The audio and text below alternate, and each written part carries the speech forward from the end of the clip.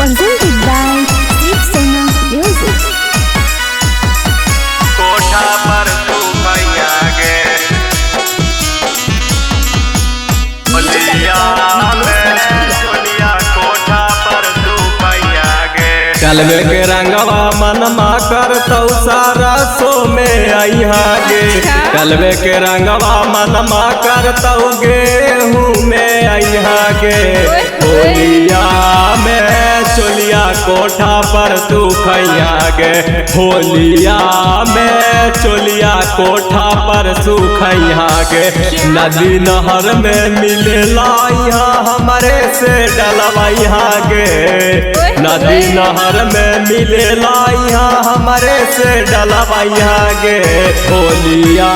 में चलिया कोठा पर सुखैया गे होलिया में चलिया कोठा पर सुखैया गे कोठा पर सुखैया गे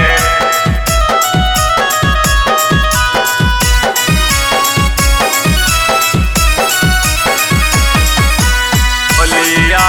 में चलिया कोठा पर सुखैया गे होलिया में चलिया कोठा पर सुखैया गे होलिया में डाल दे बऊ लाल पियर रंगावा मिट जाइतो छौरी गे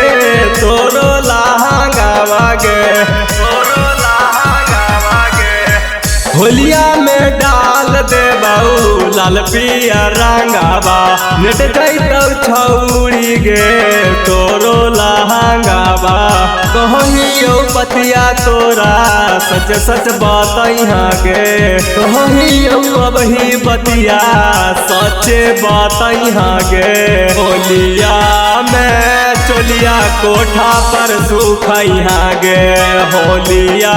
में चलिया कोठा पर सुखैया गे कोठा पर सुखैया गे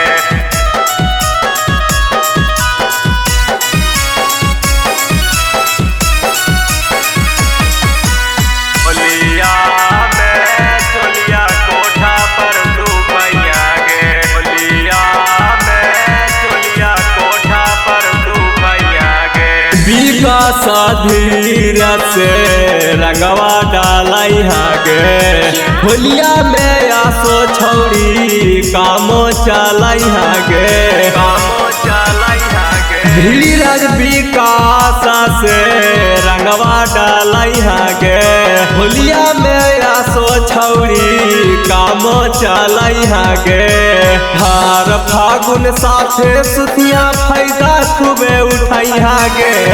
हर फागुन साथे सुतिया फायदा खूबे उठैहा गे होलिया में चलिया कोठा पर सुखैहा गे होलिया